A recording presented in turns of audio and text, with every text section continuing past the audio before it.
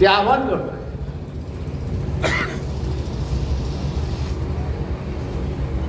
निर्मला सीतारामनाच्या यशवंतांना काहीही बोलण्याची गरज नव्हती. आज सत्तेमध्ये बसलेले आहेत. उद्या नरेंद्र मोदी सत्तेवरती आले तर पुन्हा त्यांना अर्थमंत्री करतील.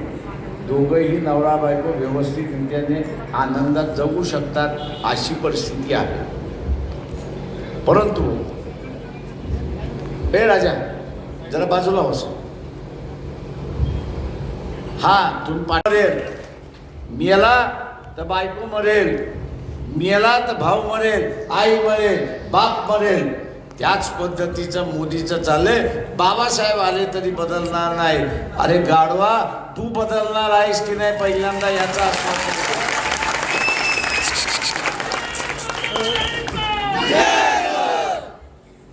सत्तेवरती तू बसणार आहेस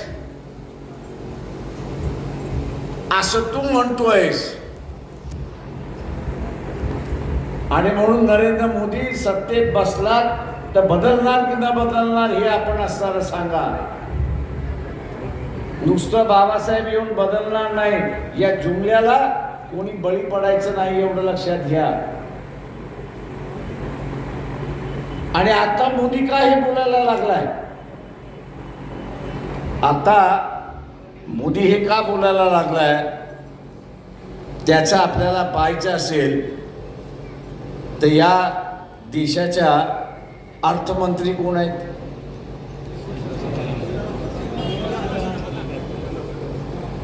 त्यांच्या यजमानाचं नाव आपल्याला माहिती आहे का? परखला प्रभाकरन हे त्यांच्या यजमानांचं नाव आहे. त्यांची 5 दिवसापूर्वी एक मुलाखत यूट्यूबवरती आलेली आहे. ज्यांना माझ्या ह्याच्यावरती विश्वास बसत नाही त्यांनी ती यूट्यूब निश्चितपणे बघावी असं आवाहन मी आपल्या सगळ्यांना या ठिकाणी करतोय. मी सांगत असं होतो की त्या प्रभाकरांनी जी मुलाखत दिली त्याला असताना विश्वास ठेवणारा गेल्या 10 वर्षाचा डेटा आहे आपण असं लक्षात घ्या. मी माझी माहिती काहीच सांगत नाही. 4 महिन्यापूर्वी राज्यसभेमध्ये एका प्रश्नाला उत्तर देताना या सरकारने कबूल केलं की 17 लाख कुटुंब, किती? 17 लाख कुटुंब की ज्यांची संपत्ती 50 कोटीपेक्षा जास्ती आहे अशानी नुसता देश सोडला नाही तर देशाचं नागरिकत्व सोडलं हे आपण असताना लक्षात घ्या. तुम्ही वैदिकपणा सोडणार नाही आणि आम्ही असताना संतपणा सोडणार नाही.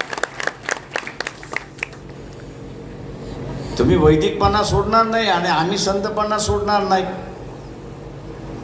पण या मोदी म्हटलं तर तुमचे जे हाल करतोय ते तुम्ही लक्षात घ्या. मला संघ कार्यकर्त्यांना विचारणं आहे की गेल्या 2 वर्षामध्ये मोदींची आणि मोहन भागवत यांची भेट झाली का? म्हणजे हा माणूस ज्या संघाच्या कार्यकर्त्याच्या निमित्ताने आणि संघाच्या जोरावरती पंतप्रधान झाला, आता ती संघाची शिडी जी आहे ती कापायला निघालेला आहे. अशा माणसाला संघ पुन्हा पंतप्रधान करणार का? तुम्हाला करायचं नसेल तर वसंत मगर आहेत, त्यांचं निशाणी रोड रोलर आहे.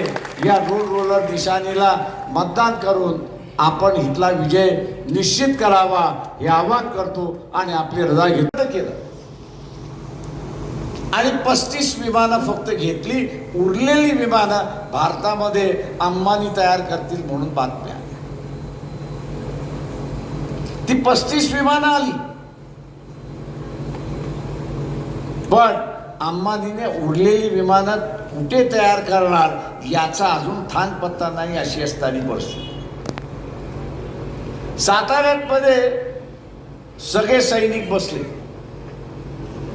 आणि त्या सगळ्या सैनिकांनी सांगितलं, बघा आम्हाला पक्षाच्या वतीने उमेदवारी आहे. म्हटलं तुम्ही फायनल करा, जो उमेदवार द्याल तो उमेदवार आम्ही असताना उभा करू. आणि आज आम्ही उभा करू. मी त्यांना म्हटलं तुम्ही का, तुम्ही वंचितमध्येच का? ते म्हटले वंचितमध्ये याच्यासाठी का हा एकमेव पक्ष आहे की जो डागाळलेला नाही आणि आम्हाला जे मांडायचं आहे ते मांडायची आम्हाला संधी त्या ठिकाणी. मित्रो, आम्ही असताना या शास्त्राला विचारतोय, मुलाखत दिल्यानंतर आणि आल्यानंतर मोदींना मिरच्या झोंबल्या. त्यांच्या मुलाखतीमध्ये त्यांनी असं म्हटलंय की 2024ला मोदी पुन्हा पंतप्रधान झाले तर त्यांनी 3 गोष्टी सांगितल्या. एक गोष्ट म्हणजे एक मुद्दा जो सांगितला, संविधान बदलल्या जाईल. दुसरा मुद्दा त्यांनी सांगितला, जे गोध्रामध्ये घडलं मोदी मुख्यमंत्री असताना आणि मणिपूर जे घडलं पंतप्रधान असताना, हे भारताच्या जागोजागी घडल्याशिवाय राहणार नाही, हे त्यांनी म्हटलंय. आणि तिसरं त्यांनी असताना म्हटलंय की हिंदूंचं सरकार आहे, पाकिस्तानमधला हिंदू येणार असेल तर त्याला आम्ही नागरिकत्व देऊ, बांगलादेशमधनं येणार असेल त्याला आम्ही नागरिकत्व देऊ, अफगाणिस्तानमधनं येणारा असेल त्याला आम्ही नागरिकत्व देऊ. परंतु या देशामधला जो खाऊन पिऊन सुखी आहे,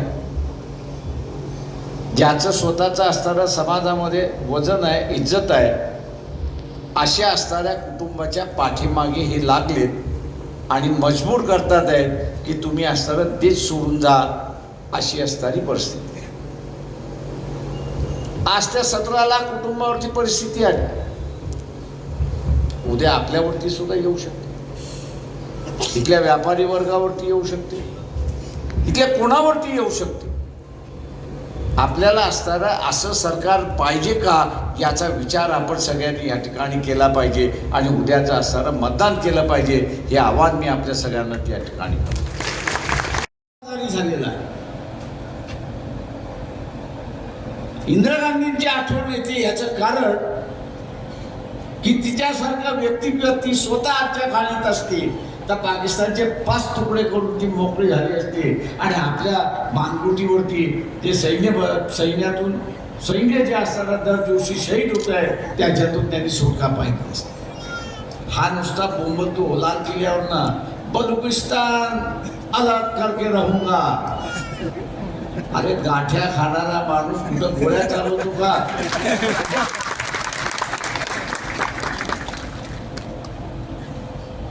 त्याला हिंमत लागते, त्याला हिंमत लागते, अशी असणारी परिस्थिती आहे. आणि म्हणून आजची गरज असं मी त्या ठिकाणी मानतोय की हे सरकार गेलं पाहिजे. पुजाऱ्याचा डोळा कशावरती असतो?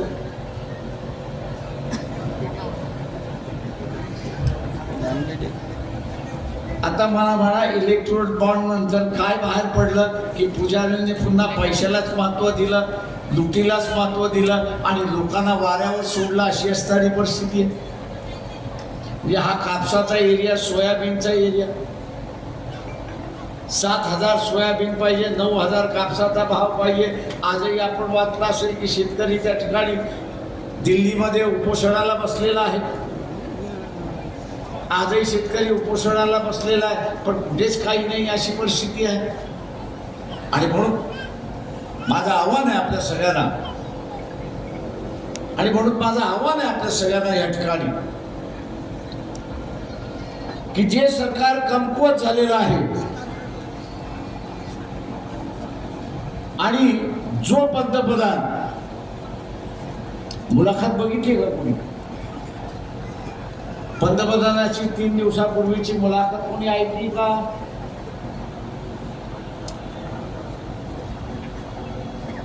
त्यांनी असं म्हटलं की माझ्याकडे 47 वर्षाचा प्लॅन रेडी आहे.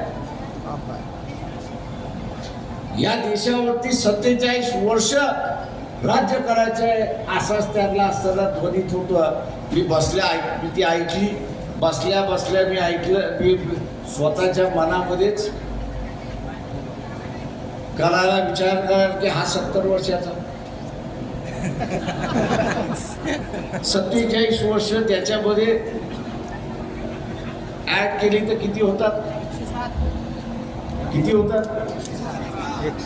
तुमच्या गावामध्ये 113 वर्षाचा माणूस जगलाय का? नाही. फार तर 80-90. एखादा दुसरा असताना 85-100 मध्ये जातो. म्हणजे यांनी लोकशाही काढायची आणि पुन्हा हुकुमशाही आणायची ही वृत्ती त्यांनी पुन्हा त्या ठिकाणी दाखवून दिलेली आहे. अशा पक्षाला पुन्हा सत्तेवरती आपण बसू. इथं संघाचा कार्यकर्ता आहे. मला म्हणतात नकाशा बोलू नका. मी म्हटलं का बाबा, तुमचं आमचं भांडण आहे आम्हाला माहिती आहे. खानदानी भांडण नाही ते. तुम्ही वैदिकपणा सोडणार नाही आणि आम्ही असणारा संतपणा सोडणार नाही. तुम्ही वैदिकपणा सोडणार नाही आणि आम्ही संतपणा सोडणार नाही. पण या मोदी म्हटलं तर तुमचे जे हाल करतोय ते तुम्ही लक्षात घ्या. मला संघ कार्यकर्त्यांना विचारणं आहे की गेल्या 2 वर्षामध्ये मोदींची आणि मोहन भागवत यांची भेट झाली का? हा माणूस ज्या संघाच्या कार्यकर्त्याच्या निमित्ताने आणि संघाच्या जोरावरती पंतप्रधान झाला, आता ती संघाची शिडी जी आहे ती कापायला निघालेला आहे. अशा माणसाला संघ पुन्हा पंतप्रधान करणार का?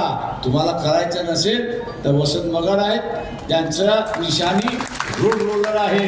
या रोड रोलर निशाणीला मतदान करून आपण इथला विजय निश्चित करावा हे आवाहन करतो आणि आपली रजा घेतो. जय भीम, जय महाराष्ट्र. आर्मीतली लोक म्हणतात आहे आता असताना आपण एका जवानाला आदरांजली वाहिली. गेल्या 6 महिन्यामध्ये हा पाकिस्तान बॉर्डरवरती शहीद झाला अशी असणारी परिस्थिती. गेल्या 6 महिन्यामध्ये एकतरी पाकिस्तान सोल्जर मारला अशी बातमी आली आहे का? आली आहे का? नाही. मला इंदिरा गांधींची आठवण येते या ठिकाणी आणि त्याचं कारण असं आहे की तिला ज्यावेळेस संधी मिळाली तिने एका पाकिस्तानचे 2 पाकिस्तान करून मोकळे झाले. त्यांच्या मार्फत बीजेपीच्या खात्यामध्ये पैसे आलेले आहेत. हे आता बाहेर पडलंय. मोदी, आम्ही तुम्हाला असताना विचारतो की चायना तुम्हाला असताना ब्लॅकमेल करत होती का? चायना तुम्हाला असताना ब्लॅकमेल करत होती का की आम्ही तुम्हाला रोख रक्कम दिलेली आहे मताच्या बॉन्ड निमित्ताने ते बाहेर करू, तुम्ही गप्प बसा का? टिट फॉर टॅट इंग्रजीमध्ये जे म्हणतात त्या पद्धत तुम्ही पैसे घेतलेले. आता तुम्ही आमचं भिंग काढणार असाल तर आम्ही तुमचं भिंग काढू. त्याच्यामुळे तुम्ही चूप मैं भी चूप, प्रोफेसर गपचूप अशी जे म्हण आपली आहे ते चाललेलं आहे आणि ते देशाला प्रचंड मोठा धोकादायक आहे हे आपण असताना लक्षात. सभ्यतेची भाषा आपण रस्त्यावरती असल्यामुळे लोकांची भाषा आणि ते आज असताना म्हणतात आहेत की अरुणाचल प्रदेश, लडाख सारखा प्रदेश या ठिकाणी चायना आपल्या छाताडावरती येऊन बसलेला आहे आणि हा माणूस मिलिटरीतल्या अधिकाऱ्यांना काहीही आदेश देत नाही अशी असणारी परिस्थिती. काहीही आदेश देत नाही अशी असणारी परिस्थिती आहे. त्या इलेक्ट्रोल बॉन्ड म्हणजे असणारा मतदानाचा बॉन्ड जो आहे, मताचा जो बॉन्ड आहे त्याच्यातून आता बाहेर पडलेला आहे की चायनाकडून सुद्धा याला पैसे आलेत अशी परिस्थिती. आणि त्या सगळ्या सैनिकांनी सांगितलं बघा आम्हाला पक्षाच्या वतीने उमेदवारी आहे. म्हटलं तुम्ही फायनल करा, जो उमेदवार द्याल तो उमेदवार आम्ही असताना उभा करू. आणि आज आम्ही उभा.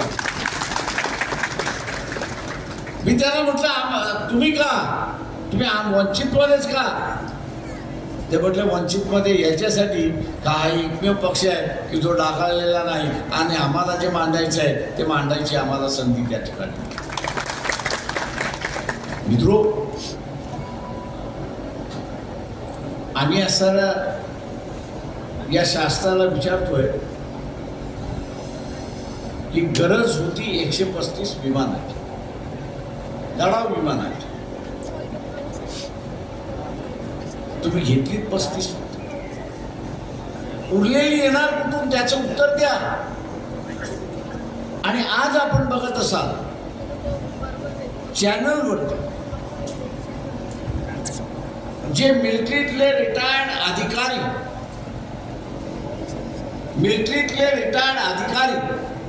हे अगोदर मोदीचं गुणगान गाणं, आज आपण असताना बसला आणि ऐकलं तर ते मोदीला याच्यासारखा नालायक पंतप्रधान कोण झाला नाही असं ते असताना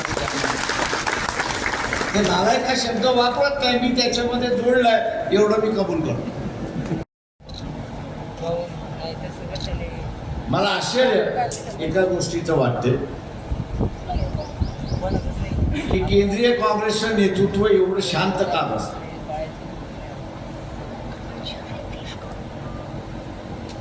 राजीव गांधीचं आपण बघत असाल की बोफोर्सच्या निमित्ताने असणारा कपडे फार हे भारतीय जनता पक्षाने केले. दर दिवशी बोफोर्स हा सभागृहामध्ये उठवला जातो. त्या बोफोर्सच्या तोफखान्याविरुद्ध संख्या व्यक्त केला जातो आणि त्यामध्ये घुसखोरी केली म्हणून असणारा आरोप केला जातो. तिथे आरोप केला जातो. माझ्या सरकारला असं वाटत होतं की काँग्रेसवाल्यांना एक संधी मिळाली, पलटवार करण्याची संधी मिळाली. परंतु अजून काँग्रेसचा पलटवार होईल याची अपेक्षा मी त्या ठिकाणी बाळगतो. पलटवार कुठच्या पद्धतीने होणार? डेसॉल्ट नावाच्या कंपनीकडून आपण राफेलची विमानं घेतली. मनमोहन सिंगने 135 विमानं घ्यायची ठरवली. मोदीने ते रद्द केलं आणि 35 विमानं फक्त घेतली. उरलेली विमानं भारतामध्ये अंबानी तयार करतील म्हणून बातम्या. ती 35 विमानं आली पण अंबानीने उरलेली विमानं कुठे तयार करणार याचा अजून थान पत्ता नाही अशी असताना परिस्थिती. नाही तर उद्या तुझी गाडी असताना तोडफोड केला जाईल अशी असताना परिस्थिती आहे. होते की नव्हते? आता हे जे त्यांनी 13,000 कोटी वसुली केले त्याच पद्धतीने केले की न केले? मग मोदी आणि गल्लीतल्या राजामधला फरक काय मला सांगा? आहे का काय फरक? मग अशा दादाला पुन्हा पंतप्रधान करायचे का? आता हा तुम्ही इथे नाही म्हटलाय, गावामध्ये निर्णय करून घ्यायचा की आम्हाला असणारा माणुसकी जपणारा पंतप्रधान पाहिजे, इथे वसुली करणारा पंतप्रधान नाही. हा गावागावामध्ये आपण निर्णय करून घ्या, हे आव्हान मी आपल्या सगळ्यांना देतो. सुप्रीम कोर्टाने इलेक्ट्रॉनिक बॉन्ड जे आहे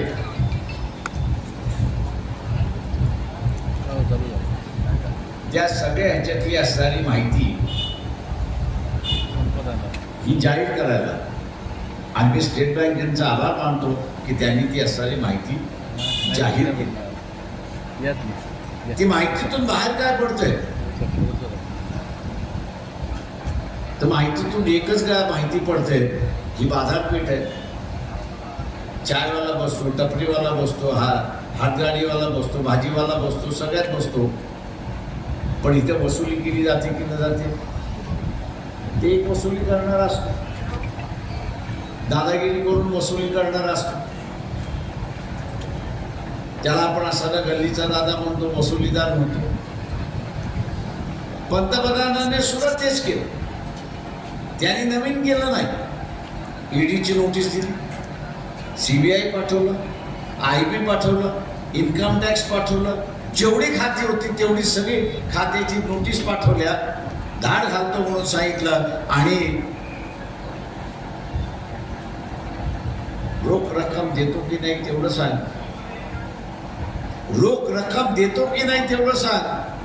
आणि त्यातून आपल्याला दिसेल की भारतीय जनता पक्षाला 13,000 कोटी त्या ठिकाणी मिळाले. 13,000 कोटी त्या ठिकाणी मिळाले. पंतप्रधान कसा पाहिजे? तर लोकांना दिलासा देणारा.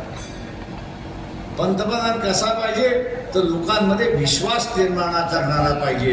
तर आपला असणारा नरेंद्र मोदी हा गल्लीतल्या दादासारखा वागतोय अशी असणारी प्रश्न